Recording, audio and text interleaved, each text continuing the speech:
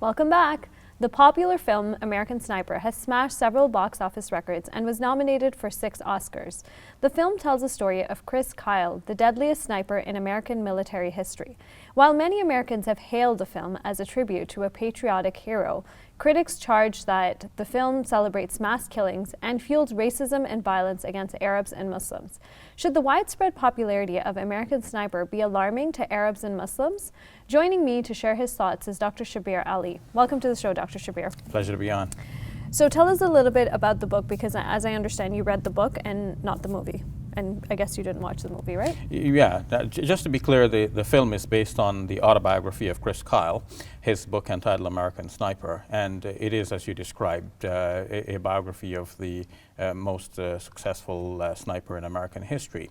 He himself claims to have killed many, some 245, but the documented kills or confirmed kills are 160, a large number. And he tells us about his background, how he got married, his family life, and also his military activity. So based on what I know about the movie, I know that it focuses a little bit. Kyle shows his personal struggle as a result of what he experiences, because of being in war. And it's, I guess, almost disturbing to me, because it says that he's motivated by his failure to kill more women and children in order to save lives of American soldiers. So in your opinion, what is the philosophy of killing that is portrayed, and is it specifically targeted at Arabs and Muslims? Because that's a conversation that we're seeing. In the book, Chris Kyle depicts himself as somebody who actually likes to be in war situations and to be killing the enemy.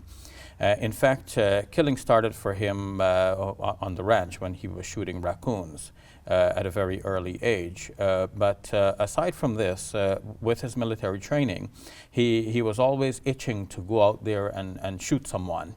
And this is how he describes it. It's not simply that he wants to go there and defend his country, that too, but it's also that he has this instinct that he wants to bring into reality. And this is depicted also in some non-combative situations. For example, once when he was at home and he felt that there was a burglar in the house, he quickly grabbed his gun, deciding to go after the burglar.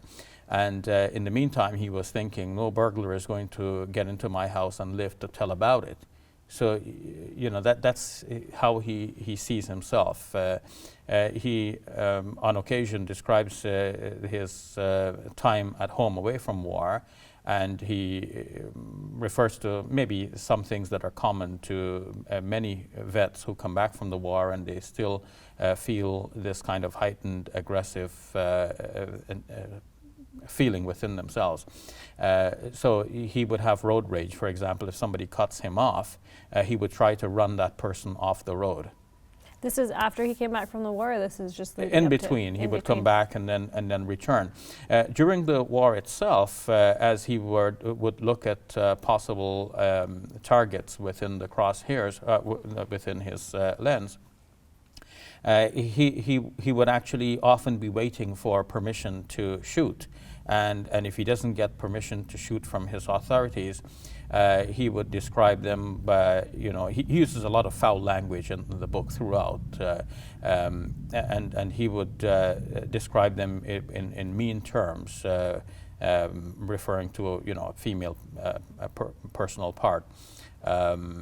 Using the slang and vulgar, obscene type of description.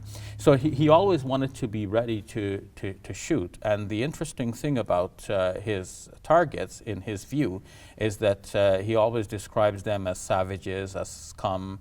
And he says in one place in his book, the interesting point that it is often said that if you want to kill another human, you have to dehumanize them first.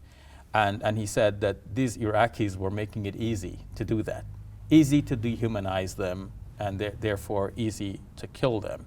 And whereas many soldiers in war would regret having to kill people, they would say, okay, it just simply so happens that we were there, we had to kill in order to survive. It's either we killed them or they killed us.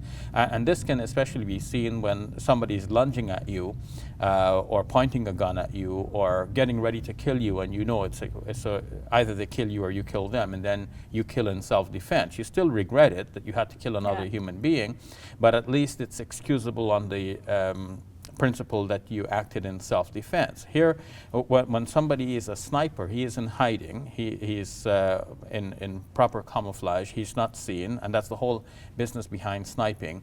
You pick a hideout where you cannot be seen, you fire off a shot, and as he describes it, because it is at long range, the bullet reaches before the sound, so people get shot before they even know what has hit them, and they die from that shot. So he's far away, protected. He personally is not facing any danger. He's only working with intel. Somebody tells him, this is the bad guy, take him out. And he does. But he himself describes in his book the fact that military intelligence is an oxymoron. Meaning that you cannot be sure about the intelligence that's being fed to you in a military situation. So at the end of it, we expect that he should have some remorse. But he says at the end of his book that he has no remorse. The 160 he has killed, each one of them deserved to die. They were all including women and children, right? Well, in one case he shot a woman, and he's saying that that's the only woman he has ever shot. But he has no regrets about any of these situations. He sees them all as evil, and he says himself that he sees everything as black and white. So how does this tie in contrast to what the Quran says about war and killing? Because the fact, like just explaining what you're saying, I knew about, that this was the idea that was promoted, that him having no remorse, but even just hearing about, what you're talking about, even his desire to kill the burglar, like, how do we understand, killings in war from an Islamic context? Well, in the Quran it's very clear that war is not a desirable thing. The Quran says every time the enemy tries to start the fire of war, God puts it out. And the Quran says, "As-sulhu khair," reconciliation is better. So the purpose of war is not to kill the other side, as Chris Kyle puts it. He says that the purpose of war is to make the other people die. And again, he uses foul language to refer to them. But from the Quranic perspective, the purpose of war is to bring back peace. Sometimes the aggressor needs to be dealt with in order to alleviate and remove his aggression, and to bring back a peaceful situation with justice for everybody. And it's not to kill the soldiers of the other side, it's to capture them if you can, and then eventually after, as the Quran says, when the war lays down its burdens, then you can release these captives either for free or as for a ransom in exchange, sometimes for your prisoners that are held by your people who are held prisoners by them. Killing is never the objective. That's just sometimes a last resort that is unavoidable. And yeah, to kill another human being is regrettable, even in war. The Quran in the 5th chapter in the 32nd verse says that if you kill another human being, that's like you're killing a whole people, because if you think of all the potential progeny from this person, at the same time, if you save another human being, that is like saving a whole people, again, with the potential of this human being to have progeny.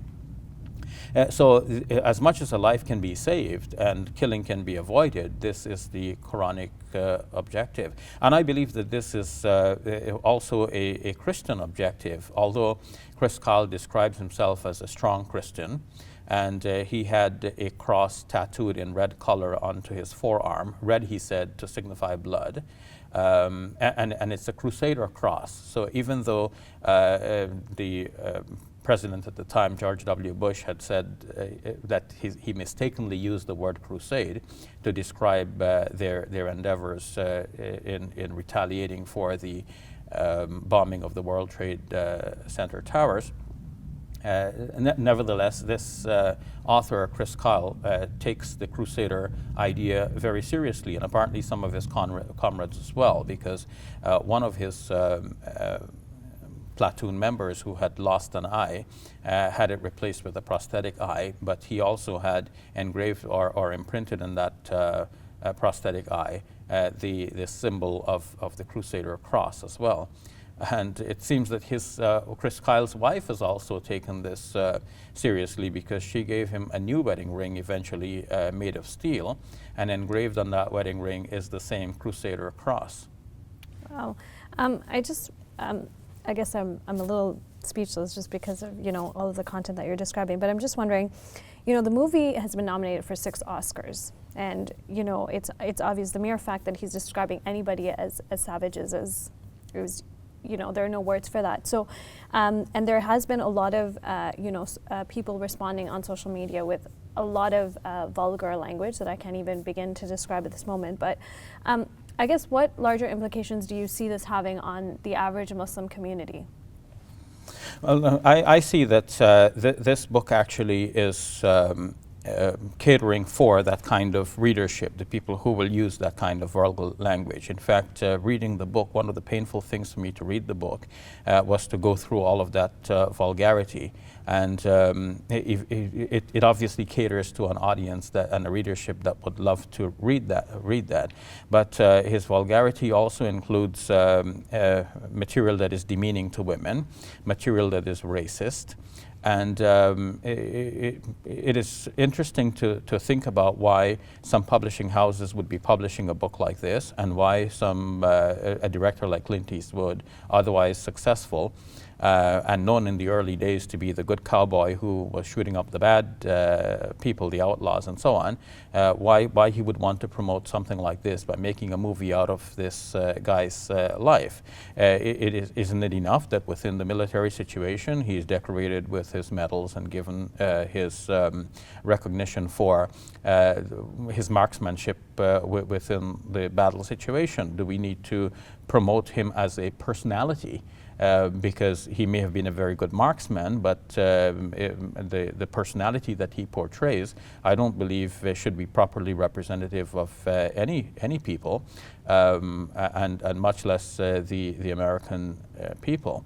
And Muslims should be concerned about this, because it will provoke the kind of sentiments that he has in other people. Other people will be looking at it and say, yeah, this is our hero, this is how he thinks about the Muslims, and they might start thinking, yeah, we ought to think like that as well. So one of the ways that people are speaking out is, in response to the drastic hate that's increasing in social media, is using Twitter and Facebook to respond back.